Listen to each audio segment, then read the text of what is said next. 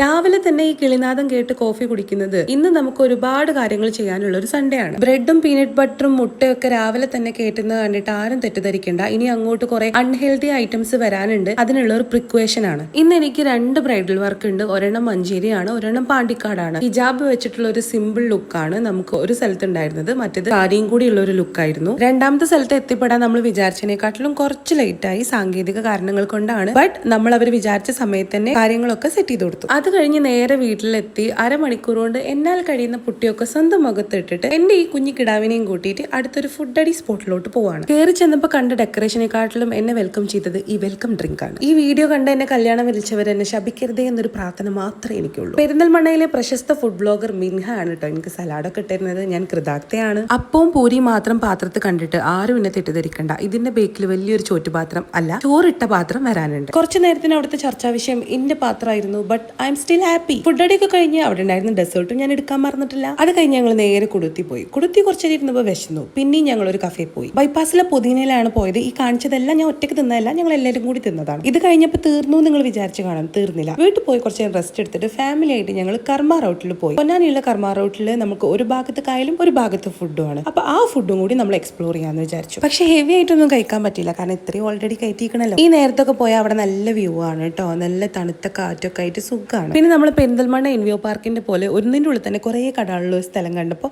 അവിടെയാണ് ഞങ്ങൾ കയറിയത്. ആദ്യം തന്നെ ഞാനൊരു പോപ്കോൺ ആണ് പറഞ്ഞത്. ഇനി കുറച്ച് ഹെൽത്തി ആവാന്ന് വിചാരിച്ചു. ആദ്യം അവസാനം ഹെൽത്തി ആവൽ എനിക്ക് ഇമ്പോർട്ടന്റ് ആണ്. സോ സൺഡേ അങ്ങനെയല്ലേ മെയിൻറ്റെയിൻ ചെയ്ത് പോകാൻ പറ്റുള്ളൂ. പിന്നെ ഈ ഒരു നേരമായപ്പോഴത്തേനും വയറ്റിൻ്റെ ഉള്ളിൽ നിന്ന് നല്ല തന്തക്കും തള്ളക്കും വിളി കേൾക്കുന്നുണ്ടെന്ന് എനിക്കൊരു ഫീല് വന്നപ്പോൾ ഈ ഹെൽത്തി ഡ്രിങ്കോട് കൂടി ഞാൻ എൻ്റെ പരിപാടി അങ്ങോട്ട് അടുത്ത വീഡിയോയിൽ കാണാം. Bye bye, see U.